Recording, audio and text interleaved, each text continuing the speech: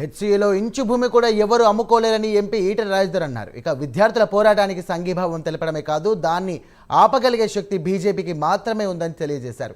HCU విద్యార్థుల ప్రాణత్యాగం చేసి వచ్చిందని ఈ సందర్భంగా ఆయన అన్నారు.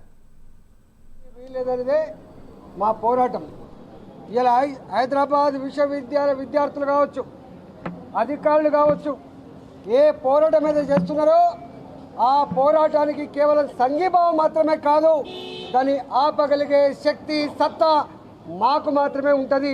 తప్పకుండా దాన్ని ఆపి తీరుతామని చెప్పి హెచ్చరిస్తూ ఉన్నాం. ఈరోజు ఏ సుప్రీంకోర్టు అయితే కమిటీని నియమించి ఇక్కడికి వచ్చిందో వాళ్ళకు చాలా క్లియర్గా ప్రతి పాయింట్ కూడా చెప్పినాం. ఇది ఈ సెంట్రల్ యూనివర్సిటీ ఉత్తగా వచ్చింది కాదు.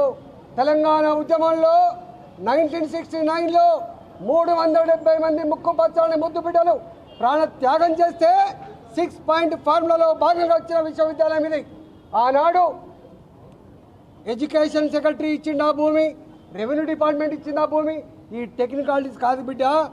ఈ ఆనాడు 2385 ఎకరాల భూమి ఆనాడు ప్రభుత్వ పరంగా కేంద్ర ప్రభుత్వ సంస్థ అయినటువంటి హైదరాబాద్ విశ్వవిద్యాలయానికి ఇచ్చిన భూమి.